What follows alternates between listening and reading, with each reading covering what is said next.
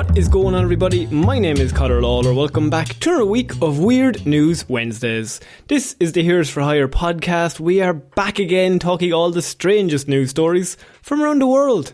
We talk about the news that the real news is just too afraid to talk about. As always, I am joined by my partner in crime, by my best pal, Mr. Shaun. Shaun, how's it going? I'm pretty good, Connor. Pretty good myself. I'm pretty hyped up. Do you want to hear what I had to do in work yesterday? You know what? Genuinely, all these intros are getting worse. If this is your first episode, sometimes at one stage they were good. But go on. We'd love everyone took in, right? What did you do in work yesterday? Well, we all got signed up to a team building event in work. Already dislike it. Go on. And we were like, okay, we're going to go down and listen to a talk for about an hour, and then we'll all be a better part of a team, right? And so we all arrived into the office, and then someone arrived slightly later and just came up to us and was like, lads, they're setting up cones in the car park. And we were all like, what the fuck? We were not prepared for any of this. I was wearing the heaviest boots in the fucking world, by the way. Well, look, you should have thought about that before you came to the team building exercise. Why didn't you bring your Speedos? I shouldn't need running gear to build a team, Connor. That's now. Unless you're specifically going to the Olympics. That actually, yeah, fair point. We're a relay team. But I'm not. I'm in an office. True. So, look, it ended up being we had to solve little puzzles while all holding onto a rope at the same time. It was a very fun experience. When you say fun, to be honest, what you've described there sounds to me like a living fucking nightmare, and I'm impressed that you've somehow lied to yourself to say it was fun. Well, Connor, look, it's not just all about one person. You have to act as a team. But sometimes Jim is a dick. Look, for legal reasons, I would never say that. Because there's a man on my team actually called Jim.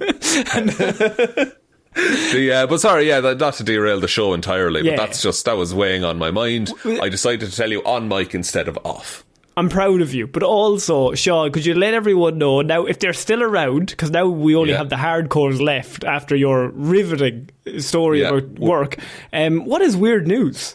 You have spent the week gathering all of the weirdest news stories from around the world. You're about to read them all out to me, a man who has been too busy developing interpersonal work relationships to look at any weird news. How are the interpersonal relationships now?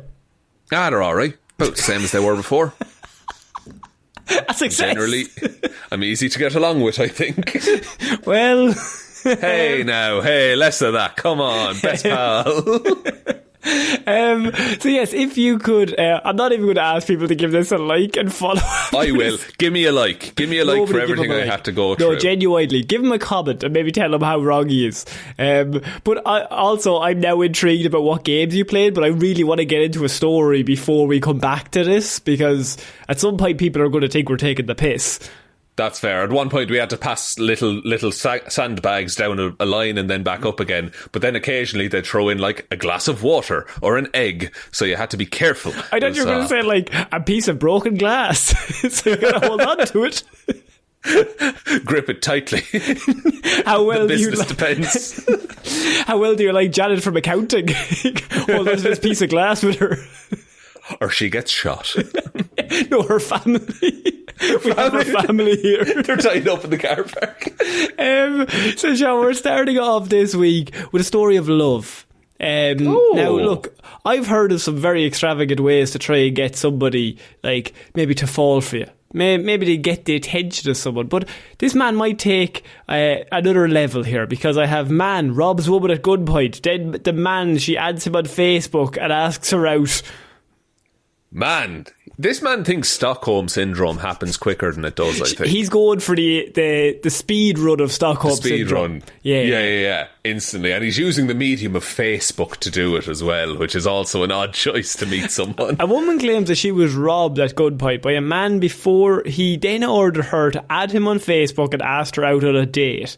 According to Amber Barron, Damien Boyce even offered to pay her back for the robbery because she was pretty and asked her on Facebook if she'd like to chill out with him. When he says pay her back, does he mean give her the money he stole back? I think give her own money back. If you went out on a date and he paid for it, you would still be sitting there like, that's my fucking money. That you just, I know where that comes from. Like you could say, oh yeah, I'll get the first one. That's a very romantic move. Good work, lad. But at the same time, if you bring my 50 to pay, that I'm still technically paying. It's stained in like the security ink that they have. And like. So if you're trying to get a date, perhaps there are better ways to meet people than holding them up at gunpoint and taking their money, Shaun, such as, I don't know, kidnapping for long periods of time, Stockholm Syndrome, maybe some sort of murder, mystery investigation that brings two detectives together that have a hard home life. I don't know. Oh, Shaun, keep going on that one. That sounds really good, actually. Actually, I'm intrigued. Two hard-nosed detectives. Maybe they don't like anyone else, but maybe there's only one person in the world that understands them, and that's each other. And are both of them on the force the same length of time, do you think? I think they're both 3 days from retirement, yes. Oh, interesting. There's a bit of a time. Also, they're going to die in 5 days. Both of them. Oh. Different diseases. 2 wonderful days in there. They have diseases and they're working up until different retirement. Ones, both same day. There's a time limit. I'm writing the novel right now. What do you think? I would like to option that for $10 million. I give it 4 seasons. You're my agent. But they've only got 5 days. And I'm just like, brilliant, you've done it again, Conor. So Amber was just checking the mailbox outside her home in Indianapolis when a man approached her and pulled out a gun. She said that the man forced her to hand over all of her cash, but then demanded, after several seconds, that she befriend him on Facebook, messaging her, telling her that she's too pretty to rob, and asking her to come chill with him. Wow. The fucking neck on this man to just be like, no, I can save this, I can salvage this. They like a bad boy. So apparently he takes the gun out of his pocket to show her what was going on. He said, let me into your house. I did not do that. Good start. Fair play. Amber. After refusing entry to the house, Amber then gave over around $100 in cash to the man that she had. But that wasn't enough for the alleged criminal, who after several minutes of trying to get the cash, insisted, all whilst holding a gun, that she become a Facebook connection with him. Obviously, she agreed. I thought if maybe I added him on Facebook, he would leave. And he did, she explained. Fair. And you can always block someone or, unfriend them later on. So, however, almost immediately the day after, flirtatious messages started coming through on her Facebook page. Oh, dear. Claiming that he'd pay her back because she's pretty, Shaun. That's why. One such message read, let you know I'ma pay you back.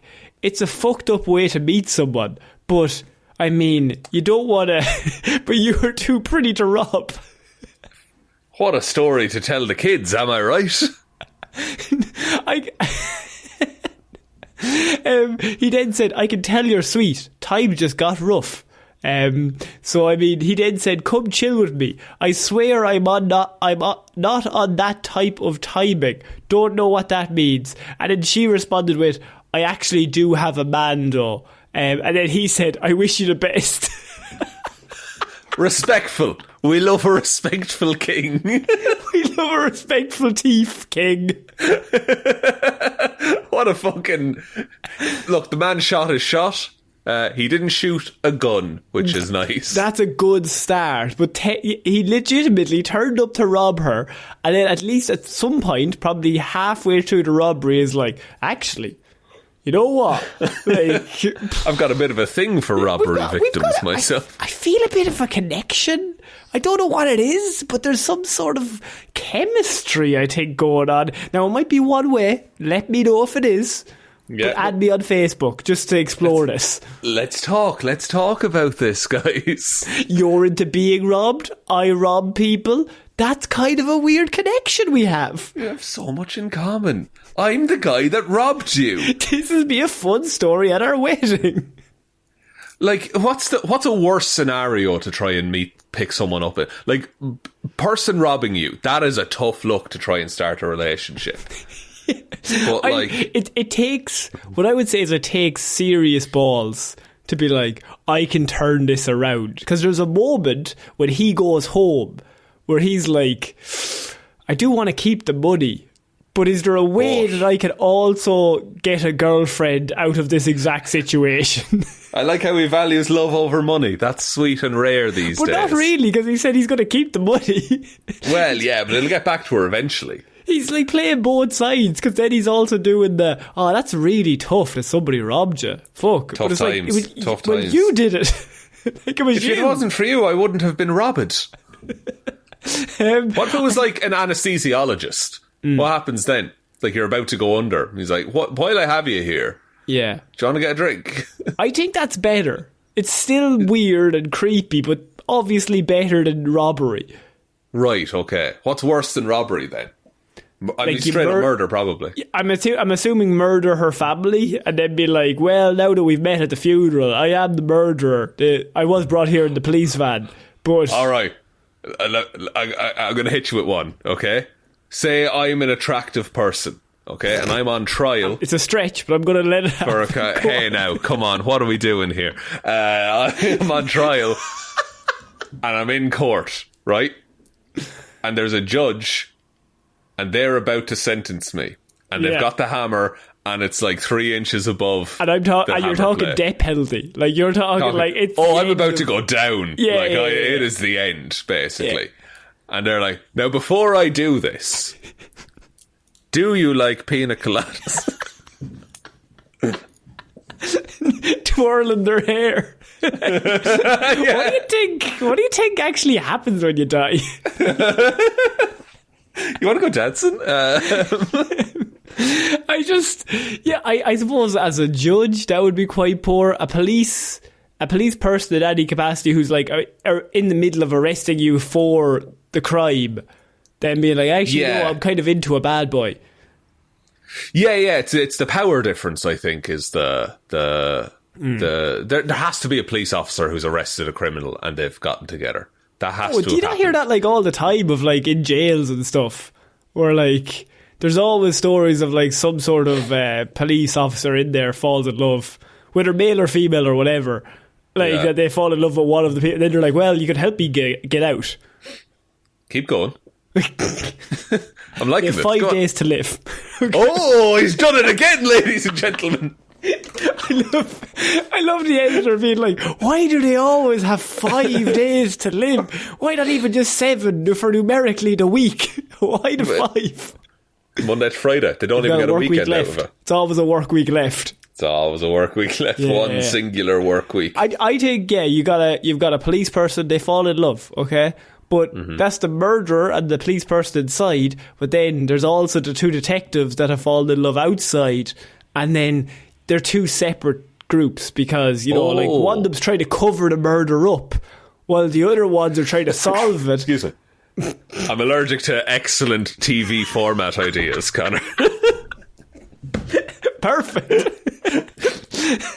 You do sound very sniffly. I'm so sniffly. I'm so miserable. So you get. How are you miserable? I'm spinning pure fucking gold here, and you're miserable. Love is being cut short by disease. But I mean, sorry. How many antihistamines have you taken today? 2.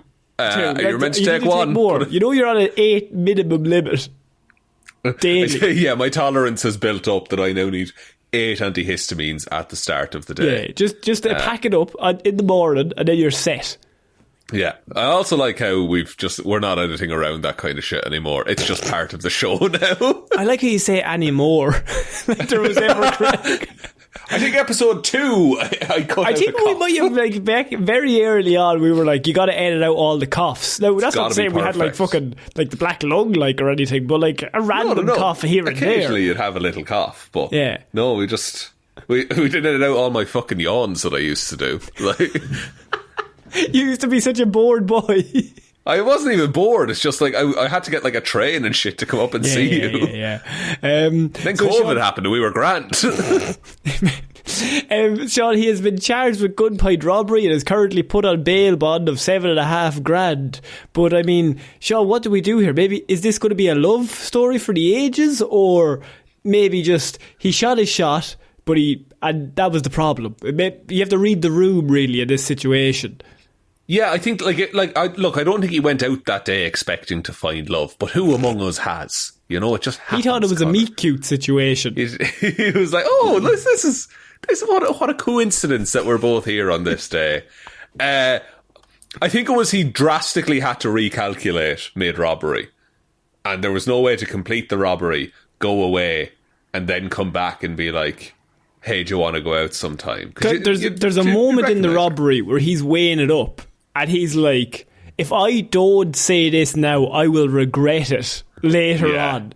Like, this is my one chance for love, apparently." I've never felt this way about anyone I've ever robbed before. They're always old people, and I hate them. Yeah, they're terrible conversationalists. Children and old people, I'm always robbing them. But I'm in love with you. They don't have Facebook. Facebook as well. Well, yeah, that's the thing. Go follow the Detective Difflement's discussion group, by the way. It's good stuff. It's a good one. It's one of the best. Shaun, so what you can't really say I'd be on Snapchat. That's... No, you can't have Snapchat if you're over 25. I'm like, that gives off a creepy vibe. Yeah. The robbery is fine. The Snapchat possession. Oh, you could go down for that. Exactly. Follow me on Twitter. That still raises connotations. No, because then they'll know your mental health status, and that won't be good either. No one needs that. No one needs that, Connor. I don't. There's no good social media. What? There's no good social media to add someone follow my podcast. We talk about bros overcoming and just maybe being built different, and just in general just buying shit. Like, we're millionaires. Yeah. We're millionaires. It's called Weird News Wednesday. It comes out every single week, and we have no money. We try our best. Patreon is a website. Speaking of Patreon, we do have an episode coming out in lieu of your birthday, which is the Pirates of the Caribbean review, which is coming out this week. Curse of the Black Pearl, one of the best movies. Full stop. No more notes on that. Well, look, it got me to watch Pirates of the Caribbean, which, I mean, is a series I haven't watched in years. And yeah, that'll be dropping. So if you're on the Patreon, that episode will be coming along with all the other episodes. We must also say Shaun is away next week, so there won't be a Weird News Wednesday next week. There will not, I'm afraid. But I'll be having a fun time. If that helps. You're saying this isn't fun? No, the two aren't mutually exclusive. It's just, look, you all might not have a fun time listening, but I will have a fun time doing... Connor, please, I'm trying to dig up, but here, please. Just let it go. So, we're going to move on to our next piece of news, and I have man accused of staying at 5-star hotel for almost 2 years without paying.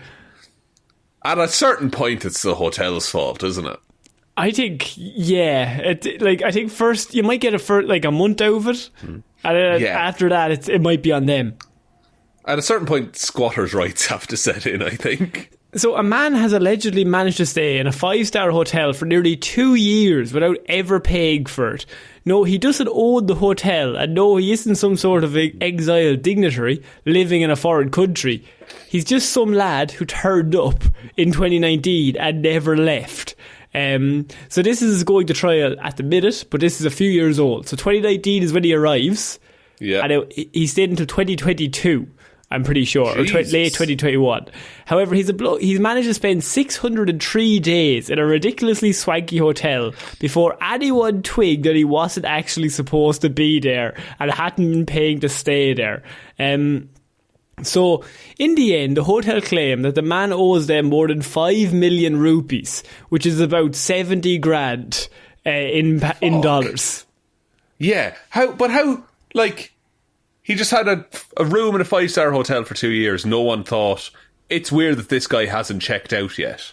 See, that's the thing. It was an ongoing con. He's also accused of having colluded with staff in order to hide his mounting bills, although no one else has yet been arrested. So there's suspicions, but they're not sure if he was working with anyone on the inside. Right, but they're like, he couldn't be working alone. There's no way he could do it alone. So the story goes that he checked in on May 30th in 2019 after booking a stay of just one night. Fuck. That's a good return on investment. Yeah. The Indian Express then reports that through various means he managed to stay there until January 22nd, 2022, with a staff member allegedly extending his stay despite the fact that he never paid for it. So in terms of how that was actually done, things start to get a little bit murkier on that front, as they don't really know. It seems to have included swindling with other people's bills or swapping one bill for another in order to ensure that the man was able to continue staying there undetected. So he's swapping bills, he's swapping information, he might be swapping rooms, I assume. It's like some kind of catch me if you can kind of scenario. But he's in the same building as them. Yeah, he's the killer's on the inside. He was eventually detected and now owes the hotel a lot of money. No names have been given in relation to the case so far, but I mean, what a story that he arrives for one night and like he stays there for over 600 days. Look, that's, is it wrong? I don't know if that's wrong to do that. If they don't kick you out, I think you can stay there as long as you want. We talked about last week that if they accidentally put money in my bank account, I should be allowed to keep that because they had an oopsie daisy and it wasn't my oopsie daisy, so I get to keep the goods. I didn't intend for all that money to end up in my account. But here we are. What are we going to do about it? If I accidentally send my money to somebody else, they ain't sending it back. Yeah, totally. Like if I transfer money right now to a random IBAN number, fucking no hope in hell that's coming back to me. No. So I think I stand with you in that after a certain point, the hotel are going to have to take a long, hard look at themselves and be like, I think we're the baddies because it's on us. And here's the thing, they operated without that money for 2 years. They were fine. Yeah. So clearly they don't fucking need it. All right. Also, if it's a 5-star hotel, it's luxury in excess for the sake of luxury, so they can take a hit of 70 grand easy, no bother. There's places where like you pay like 70 grand for one night.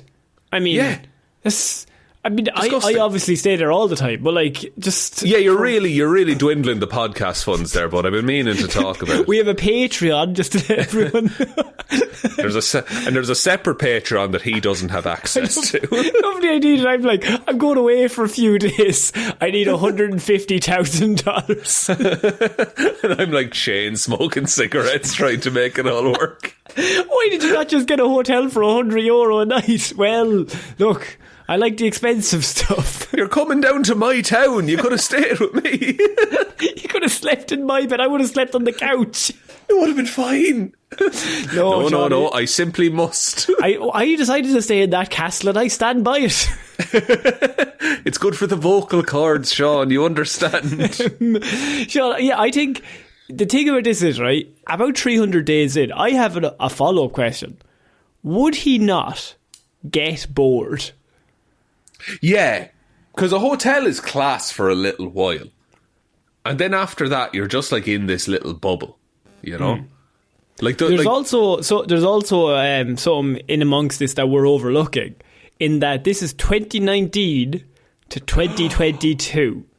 Something happened in that time period, didn't it? It did. It started around the start of 2020, up until about mid-2021, I would say.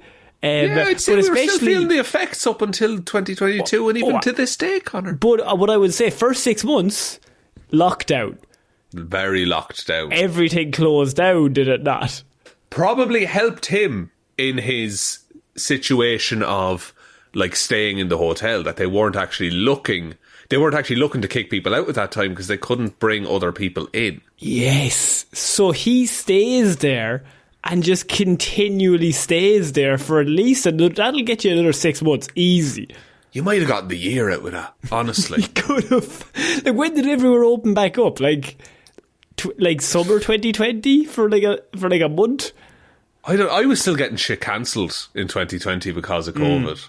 Like, it opened up a little bit, but it was local stuff. 2021 things started, and then 2022 I think is when the full re-emergence of society happened. So then what that tells you is that he clearly had a few months there where he had free reign, and in my head that place is empty except for him. Yeah. Oh yeah, and like maybe a couple of other guests, but it's not a bustling thing where they're turning over rooms every day. That kind of makes it more fascinating if he was there throughout all of that and he didn't even know what was happening outside.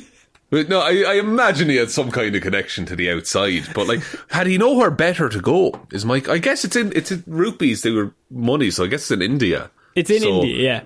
Maybe it was this, or like going like back to the family house or something like that. You know, like I don't know his living situation, other than the fact that he lived in a hotel for 2 years and didn't pay for it. No, I do think if I stayed in a hotel for 2 years, I would also be bored, no matter how fancy the hotel was. Yeah, because you wouldn't have your own stuff. You couldn't do your own things. Like, I don't like. You can't cook for yourself really, unless it's a suite. You'd have to get your own kitchen. Get your own little kitchenette kind of situation. Then you're going to need a portable dishwasher, and then there's so many. What if you washed up? No, you're going to need a portable dishwasher, Connor. It's really the only way to go. I refuse to wash up. I simply will not. Living by himself, there's one plate and one glass. No. Put it in. Shaun, I do think we need to move on because there's a story that I seen this week that the first thing I thought of was, I can't wait to talk to Shaun about this story. Oh man, I'm going to give you nothing on this. And no, it goes along with one of our favourite trends of human action, big consequences. Love that for humans. Mm-hmm. One of our favourite things here at Weird News is when we have humans just doing shit and the consequences are so large that it's very hard to even comprehend what you've done. Yeah, the human brain is not good at scale, like of just the amount of damage that you can cause from one mistake. Janitor in New York turns off cold freezer to stop beeping noise and destroys over 30 years research worth $1 million. Oh, it's not just money, it's time, folks. 30 years. What kind of research? So, an irritated janitor allegedly switched off a super cold mega fridge to stop it from beeping because the beeping was annoying him this week. Right. So he's doing I have a similar story I'll get into later, but continue. So he's doing his shift. Beeping is wrecking his head. It's just going on and on and on. Weeks go by. It's so fucking annoying. Like that thing over there is so annoying. The storage freezer contains cell cultures, samples, and experiments at minus 112 Fahrenheit. Is what was in there. What's that in actual temperature? I think like minus, I would say like 50 Fahrenheit. So that's like proper cold. That's not just like ice. No. It's minus 80. Fuck. Okay, that's pretty cold. It's pretty cold. That is pretty cold. Yeah, what were they keeping that cold? That was the cells cultures and samples and stuff. Science stuff, Shaun, like human cells. Why does it have to be that cold? What happens if it gets warm? I don't know. Maybe it gets destroyed. But people's behaviour and negligence caused it. They wiped out... This one man wiped out 25 years of research, apparently. So Ginsburg claimed that the Institute would need to spend an estimated $1 million and possibly more to replicate the samples and experiments contained in the damaged fridge. I mean,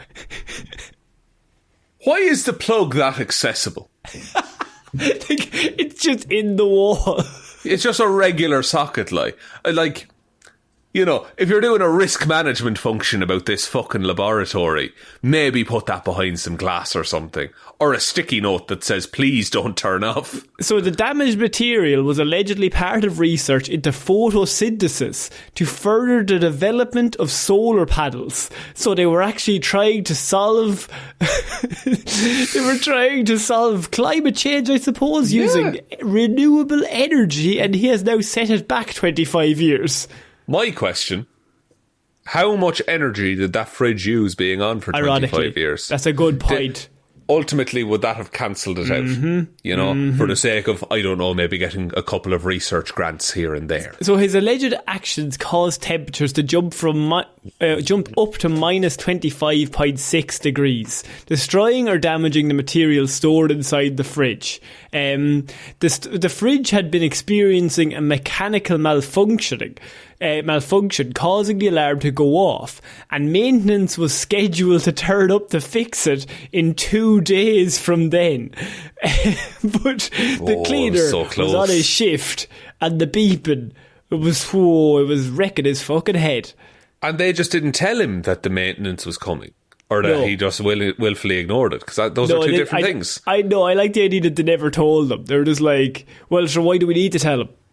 Yeah, surely he won't go and mess with things. He's not going to plug it out. Like, that would be ridiculous.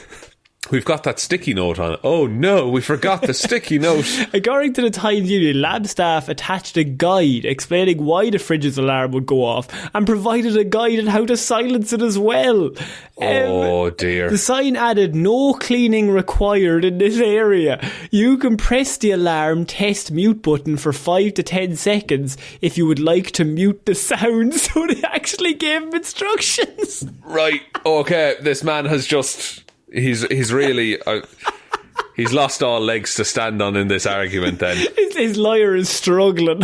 It's big time. It's like, it's literally in fucking black and white, lad. Like, you couldn't have fucked up harder if you tried. They reported that the janitor had reported to his people annoying alarms during the evening and went to investigate the electrical box, but committed an error reading. So his words were he committed an error while reading what was there. So they claimed at the end... So he'd been turning on the breaker... Sorry. They filed a report following the incident claiming the janitor believed he had been turning on the breaker rather than switching it off. So that's his story. Right. But he's sticking to it. This is great. So afterwards, they bring him in, and this is what we're talking about. The Institute is trying to explain to this man that he's just cost them 30 years of research and probably over $1 million to try and get all of this back. So that's like a long time ago. So he's like, they're like, lad, like, you've really fucked this. And he's like, I just was trying to turn it on, not turn it off. And they claimed at the end of the interview, he still did not appear to believe he had done anything wrong and was just trying to help. That's tough to try and talk someone out of that mindset. Just like, no, if it wasn't for me, it could have been a lot worse, you know? No, if it wasn't for you, it would have been much better. No, you're confused, doctor. I saved the city today. So, like, the question then becomes, like, how do you get him to wrap his head around what has occurred here? I mean, like, okay, so... I in college, I was sleeping on this guy's floor one time and the fridge was making a really big noise. So this guy got up and he plugged out the fridge that all of his housemates' food was in. And the milk. And the milk. Oh, the milk, Connor. Yeah. And then he had to replace all of the food. Oh. So I think this janitor, should have to do the experiment all by himself. All of the research. All the research, become an expert in photosynthesis. Yeah. And why is it in a fridge, by the way? Because you need the sun, don't you, for photosynthesis? I mean, you're asking me, like, I have an in-depth knowledge of this experiment and what they were doing. You come to me with information, Connor, and I only ask questions. That's what this show is about. But I can only tell you the news that I have been provided, not my acute knowledge of solar panels and photosynthesis experiments just by myself. That's fine. But wouldn't you agree that photosynthesis involves plants making food from the sun? True, I will take that. What is not in a fridge? Oh, the sun? The sun. Unless they have some kind of UV light in the fridge that the plants can then turn it. Keep going. Never mind. I've solved it. But it's so cold. No plant could grow at minus 80 degrees Celsius. That is true. Although, is it even plants if they're working on solar panels? Maybe it's got to be okay. So, like, if something gets cold, electrical resistance decreases, which in theory would make a solar panel more effective. So maybe it's that kind of thing, but with photosynthesis and dealing with how photosynthesis reacts in cold temperatures will help us to more understand electricity. I don't have a fucking clue what I'm saying. I knew about halfway through that sentence. I was like, he doesn't have a fucking clue. The thing. There's maybe like 8 facts up here, and I was trying to connect them all, but it just didn't happen today. You also, by the way, at the start of the story, said you had a story about a time when this happened to you, which seems very niche. It was the guy unplugging the fridge. That was my story. Oh, that was your story. Oh, sorry, I thought it was interesting. Go on. No, it's two stories about unplugging a fridge, man. I don't know what you want me to do. My follow-up question to your story then is: were you blamed or was he blamed? Oh, he was blamed because I did nothing. I was asleep, but he unplugged the fridge. Did you complain about the fridge? No, Connor, I can fall asleep anywhere. I don't care. You're a sleepy boy. I'm a sleepy boy, always, all the time. I used to yawn a lot on the episodes. Are you a man who sleeps in the car? Can't sleep in a car, can't sleep on a plane. That's so you're not a sleepy boy. But like on a lovely tile floor when I've had a few drinks in me, I can fall asleep. I think after a few drinks you would fall asleep anywhere. Maybe. Well, you strike me as a man who will just collapse onto a floor and go, "This is grand. Let's go." Rarely, I will. I'm not like. Look. Yeah. Look. Yeah. Go on. Look. Yeah. Look. Yeah. It seems we've hit too close to the bone. No, in my head, I'm just like, oh no, I did fall asleep that day. No, actually, no. He has a lot of good examples and good points there. Well made. Yeah. I do like a snooze every now and again. How many times have you fallen asleep on a hard floor with nothing underneath you? Oh man, not recently. I will say. Are you looking at double digits? No, definitely not. Definitely not. Now, I've fallen asleep on some thin carpets, if that helps. But never like a tile floor a couple of times. A tile floor? Fallen asleep on a tile floor. It was summer, to my credit, but still. What difference does that make? Because I had drank too much and I needed the cold. But when you woke up, was your skin all like stuck to the fucking tiles? Yeah, no, it was bad. Yeah. But like for 5 minutes there as I was falling asleep, it was fucking great. Well, actually, no, I will back you up.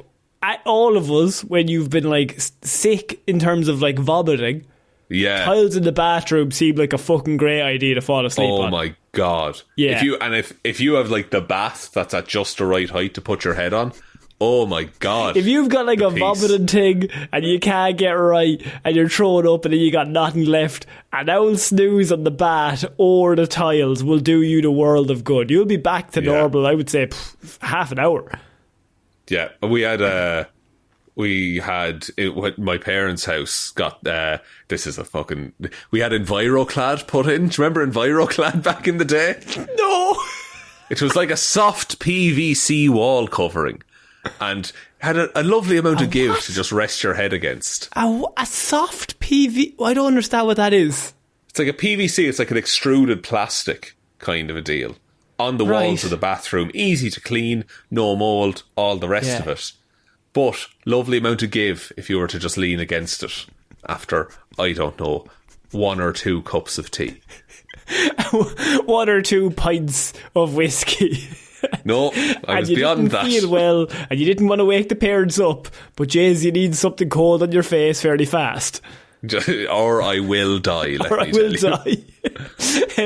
Shaun, I really want to just nail down, by the way, this man comes home from that day, and his partner, husband, wife, girlfriend, boyfriend is just like, how was your day? Your dinner's in the freezer. Oh, Jesus. Oh, fucking Thaw that out for me, will you? No, I don't think I should. I'm not the man for that. Don't you fucking start now, because he's just angry. He's Don't be fucking starting. He's completely on the defensive. Yeah. It's just like, oh yeah, there's chips in the freezer if you want to heat those up. It wasn't my fault. What do you know? He's like shaking his child. Dad, can we have a pizza tonight? There's one in the freezer. We'll get Domino's. I'll order one fucking in, you little snitch. Who told you? He's there at the fuse box for the house, just fucking like, yep, no, it's working. It's working grand. Everything's plugged in tonight, right? His alarm goes off, and he's just like, no, fuck no. Starts ripping smoke detectors out of the ceiling. Perfect. This will keep my family safe. Gotta pull these smoke detectors out and fuck them out the window. Now, off to bed. And he lies down on the tile floor. Now to set the gas and off to bed. Shaun, we're going to move on to our next piece of news. And what we've covered a lot on this show is just spills, truck spills of different things. And I'm always trying to one-up it. So at least once a week, I always get a story of a truck spill. And every week I ignore it because the last one we did is worse than this, okay? So I think the last one that we did was oil. So someone spilled a shit ton of oil. Or the guy who crashed and all the bees got released as well. A spill of bees as well, that did happen. There was fish before, that was one I remember. There was fish as well. And so what I want one that will top them. And I think I found the ultimate truck spill.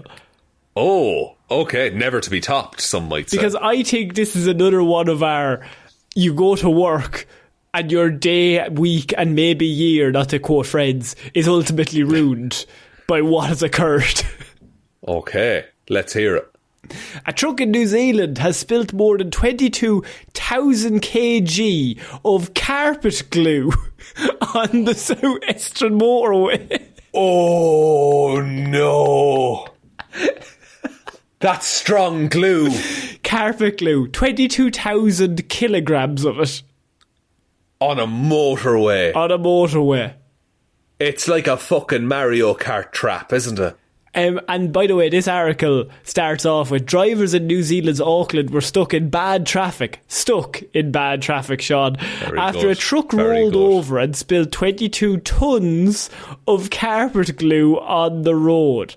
The incident happened in the early hours on June 7th, so a few weeks ago, near State Highway 20. The other 19 are not so good. 20's the best one. Everyone knows that. Well, not anymore. Not anymore, but, well, I suppose. Following which, the fire and emergency department were alerted. The truck spillage resulted in gridlock. I would say it did, yes. Yeah. Everyone is stuck in place, lads. Stretching for miles along the motorway. They advise commuters and residents in the affected area to expect delays. I mean, obviously. That's got to fuck up the tyres as well, though, right? Like, even if you drive through it, there's glue on your tyres now, and that's going to harden. Extra grip is fucked. Extra grip for all my or drifting less grip once it's cured. You don't do drifting at all. I'm drifting around all the time. Shout out to glueguru.co.nz, which is the first thing when you Google New Zealand glue. Shout out to Glue. One of our patrons, Waffles, are you part of Glue Guru? Are you near Penrose, Auckland, 1061 New Zealand? Get down. Do I have the glue supplier for you? What does Glue Guru say? No, they haven't been asked for comment, but you can set up a trade account if you want to buy. I feel like they sell substrates as well. Sorry, I'm shopping for. They sell substrates, which is something you put beneath or beside things that you're gluing. I'm just shopping for adhesive at this point, Connor. You can continue with the story. Can I ask a follow-up question of why do you need that much adhesive? Don't ask no questions and I'll tell you no lies, my friend. Because once I have the adhesive, I'm halfway there. I'm trying to trap Superman. Basically, I've gathered all the flies in the world. Yeah, and I'm about to put a stop to them. If we just make everything sticky. Shaun, my question, and it's very simple, having read this, because I think this might be the worst one, is always, you turn up, it's your job, you get the call, you drive out that day, you turn up and they say, we've got 22 tons of glue over the next few miles on the road. It's your job to clean it along with your team. Where do you start? Okay, boss. How outside of the box can I get? Alright? Because I'm a waste not, want not kind of fella. Yeah. And I do need to trap a load of flies. Not even the flies. Let's forget about the flies for a minute. Shaun has that under control. But we've got here a motorway with a rake of carpet glue on it. Yeah. Now, if we were to find a carpet large enough, then we could make history here, boss. We could make the prettiest fucking motorway in the world, boss. Yeah. Imagine it. When it's securely glued down. Yeah. No glue goes to waste. Yeah. And a local carpet supplier gets a boom in business, perhaps. And the only issue is whenever anyone tries to maybe, I don't know, hit an accelerator or a brake on the carpet, their tyres will not stick as well as it would maybe on some tarmac, which could lead to more crashes. But eventually, people will learn to use carpet tyre. That carpet tyre, it's a New Zealand becomes the world leader in carpet tyre manufacturing. Only for that 5 kilometre stretch of motorway. Any other part of the country, same tyres as everywhere else. Absolutely useless, to be honest. Shout out to Jamieson.co.nz, the leading carpet supplier in New Zealand. Got a shout out to Jacobson. Oh, fuck, Connor. They've got self-adhesive carpet. There's no need for the glue. Yeah, but what if we put the self-adhesive carpet on top of the glue? You're talking about double glue in this carpet. I'm talking double glue. It's got a lot of cars going over it on a daily basis. We need this thing stuck down. You don't want it to move, that's true. True. Fuck it, he's a wild card, but I'm glad he's in our deck. I'll tell you something though. I love the idea that somebody turns up and they're like, this is what we're going to do. And then you put down the first corner in the wrong angle and you can't get it back up. It's all fucking skewed. And you're just like, oh fuck, I had one shot. And then they have to build a massive fucking end table to distract from it. So the only options currently are either you clean up the glue, which sounds impossible. What cleans up glue? I'm assuming would do it, but some sort of acid, or does vinegar clean up glue? Is vinegar? Depends on the glue. The glue. When it's wet, most things will clean up glue, but once it's cured, that's the issue, Connor. So I'll tell you what you do. You Google what gets rid of carpet glue, and then we can try and figure this out, because if there's any way we can try and get rid of this, because I'm assuming it's set fairly quickly once the truck spills. Well, it depends. Ammonia would clean up carpet. No, sorry, that's how to get glue out of a carpet. No. I want carpet glue. WD-40. That's a lot of WD-40. It's a lot of WD, isn't it? Depends on the glue. Cola would get rid, but then you have the fly issue comes back. So what you're doing is you're getting about 70 tons of cola, pouring that on the glue and hoping that it dissolves it.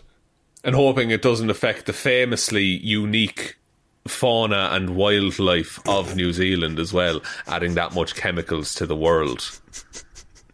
There's a product called Goo Gone. Oh, we could get Goo Gone. I don't know if Glue Gone or Goo Gone. Goo Gone. Seems like a missed opportunity to call yourself Glue Gone, but go on. A hot glue gun. A glue gun. How much are we talking here? Oh, we're going to need much more than this. Oh, no. So how much do they use? So for I think it's an 8 ounce. It's a 237 ml bottle. Is $9 American. Okay. So we're going to need a lot of goo gone, to be honest. This is 22,000 kilograms or 22 tons of carpet glue on a road.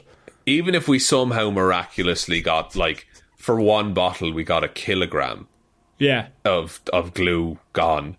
If I had to put a term on it, you'd be talking, what's that, divided by like 5,500 bottles we'd be looking at? Yeah.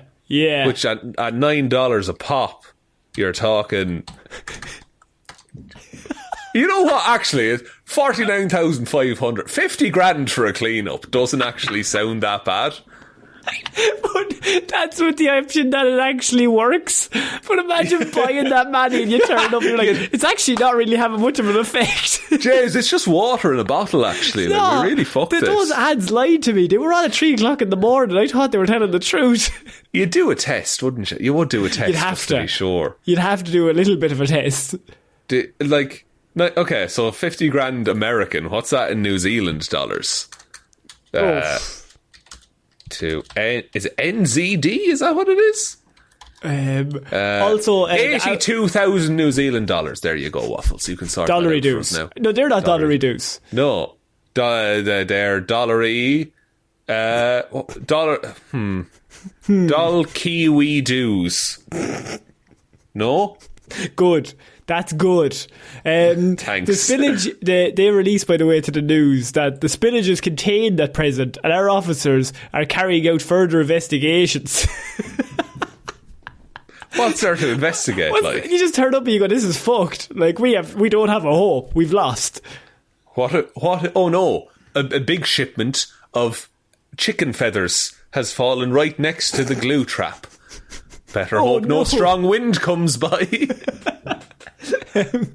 I read that and I was like, that is whoever's driving that truck is having a bad day. Really tough day. I think about these truck spills a lot. Like, we were driving home the other day and I saw a truck filled with liquid nitrogen and I'm like, fuck, if that went, like, all the tyres on the cars are fucked. What? Yeah. Imagine the pressure of driving that. Just knowing you're essentially driving like an ice bomb with you. Like, if you're driving along, you're like, I can't have a bad moment here. Like, I need to be honest from the start to the finish of my shift. Like, imagine a crash and then every body is just turned to ice. Like, what goes on there? What happens to petrol in liquid nitrogen? Write this novel. What's... It's a good one. It's a good one. Okay, but the driver, guess how long he has to live, Connor? I can only assume several seconds if he's also getting hit with liquid nitrogen. No, sorry, this is before the crash. Sorry, go on. 5 days. 5 days to live. Oh, fuck. I like the doctor's like, you have 5 days to live unless specifically you get hit with liquid nitrogen. And then what that does is it sets like a little flag in the listener or the visual... The viewer. The viewers look at that and they'll think to themselves, that's a very niche thing for the doctor to say. It's almost like setting a lantern on something, maybe. I don't know. It's Chekhov's liquid nitrogen. Unless you specifically get it with liquid nitrogen, you'll be fine. Even if you get shot, you'll outlive us all until Friday. I love if a doctor was like, you have 5 days to live unless you fall in a vat of liquid nitrogen. Yeah. Then you have 30 seconds to live. No other cause of death. Really specific, really weird. Yeah, so the author really wanted to highlight that for some reason. Shaun, we're going to finish off weird news by going to Florida, because I have a perfect amalgamation of Florida and our favourite animal, our mascot animal here on the show. Because I have the raccoon? baby raccoon discovered in Florida woman's backpack during drug arrest. Oh, well, what an adorable thing to find in a drug arrest. So a Florida woman was arrested on drug charges over the weekend, but drug paraphernalia wasn't the only thing found in her backpack. Lindsay Rodewald was pulled over in Clearwater on Saturday for riding her bike without lights on during night hours. First of all these Florida people always get pulled over for the dumbest shit. Thing. Like this, like it would have been so easy to fix this. It would have been grand. Like, if you've got a shit ton of drugs on you and a raccoon, why not just turn on your lights and then just go past the police. Yeah, because guess what? If you crash on your bike, you can't enjoy your drugs or your raccoon. That's a good point. That's a very good point. That's what they always say in those AA meetings. That is, yeah. Also, did she have the raccoon when she left, or did she find it along the way? Oh, I think when she left. So, according to the arrest affidavit, the police turned up, obviously, and they seen her driving without lights on. They pulled her over, and then while she's speaking to deputies, she gave them verbal consent to be searched. She said, "Go on, so you'll find nothing on me. There's nothing there. Nothing to hide." Yeah. That's when a broken glass pipe with a crystal residue was found inside of her backpack, deputies said. Look, could be we anything. all have hobbies. You know? After a field test showed positive results for meth, Rodwald said she forgot it was in there. The raccoon has a meth habit. It's terrible. Then she also said that she was actually minding the meth for a friend. That's a classic excuse that is always believed, isn't it? Also in the 43-year-old woman's bag was a baby raccoon that the Clearwater Police Department believes is about a week old. This baby raccoon. So she has a week-old baby raccoon in her backpack alongside her crystal meth. So technically you could say the raccoon was on the meth. I've never seen that meth, officer. Yeah, like it's terrible. You know, they're babies and they're addicted to meth. It's terrible. Look at him. He's already burglaring houses. It's a big plague. Just ruining the raccoon society that we're trying to build up and let thrive at this moment. Is crystal meth is taking their young. There's one flaw in raccoon society, and it's crystal meth. They have everything else sorted, Shaun. Their roads, perfect. Their jobs, they're very strong. They're very, very good at most things, but just crystal meth is their one weakness. I'm assuming David Attenborough has covered that in some sort of episode. I haven't been keeping up with him, but I assume that's what he did. I'd say, yeah, that's what after Planet Earth fucking 8 or whatever he made, he did that. This is the baby raccoon. He's addicted to crystal meth. And he's an absolute sesh demon. He's obsessed with sessions and he hates the fucking rehab centre. And this is a bit of a fucking legend, this big old Tony. You just hear David Attenborough take the biggest fucking bong rip you've ever heard in your life. He's wearing a little mask. I brought Tony in for a fucking interview, lads. Here we go. She apparently was arrested back in 2018 and 2022 on drug possession and drug paraphernalia. But this time, she didn't have a raccoon either of those times. This time, she got her hands on the raccoon and all the drugs, but still decided, you know what, it's night time. We'll drive for a nice relaxing drive, no lights on. We'll go for a ghost bike today, I think. That's a ghost bike tour, as they call it. Like, is it illegal to have a raccoon with you? Or is it frowned upon? Is this an Airbud situation where like common sense should really prevail? I think it might be frowned upon. I don't know if maybe animal rights people will be like, no, it is actually against the law. I don't know I don't think raccoons are endangered anywhere. So maybe it's the case. I don't know. I don't expect you need a license to have a raccoon. I mean, you need some sort of common sense to not have a raccoon. So if you got no common sense. It's legal in 16 states to own pet raccoons. But only 16. Yeah, which is... I need to find out the map of where this is okay. I'm going to say Florida. Hang on. Because if there's anywhere... Yeah, it has to be legal in Florida. They're legal to own as pets in the US states of Arkansas, Delaware, Florida, Indiana, Michigan, Nebraska, Oklahoma, Rhode Island, South Carolina, Texas, West Virginia, Wisconsin, and Wyoming. That is a broad spread of places. Like, they're not all beside each other. It's just like places where a raccoon might be, and they're like, go on, you can have them. Yeah. They're like, objectively, they're the nicest raccoons come from those areas.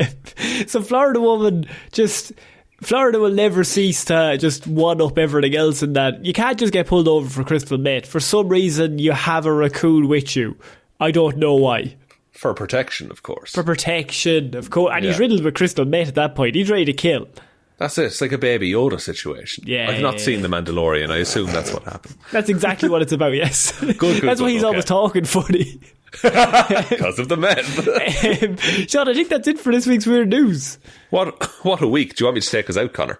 Yeah, sure, why not?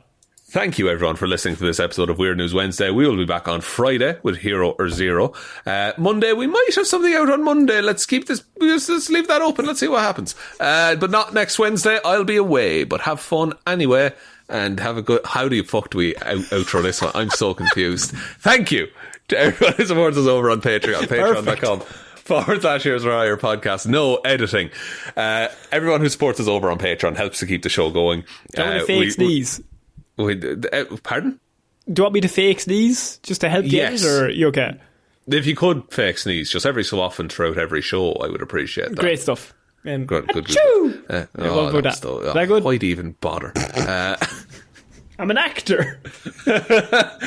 All of our patrons, we joke, we really do really appreciate it, and it really helps us to keep the show going, so thank you very much. Big shout outs to Róisín the wife Palmer, Joe Burney, Ryan Komatsu, Dozer, Enthusiast Evanson, Waffles loves you and is hoping you have a good day, David Clarke, Shaun Chuck in the wash and it'll be grand Jamieson, Dominic, Anna Irish Walrus forever Hjelmroos, Danny McLaughlin, Luke Darth, Lordsmish, Michelle Browne, Michaela Doughty, Frost, Buster, Ed Ball, Conor and Lorraine have struck again when Shawn least expects it. Russ, I too wandered outside in a storm and strangely was struck out of nowhere by two saucepans. Parfitt. Jackson Brueheim, Liz had a few too many on St. Paddy's Day and tipsily subscribed to the Patreon, and Ciara Lawler. Thank you all for your support. We really appreciate it.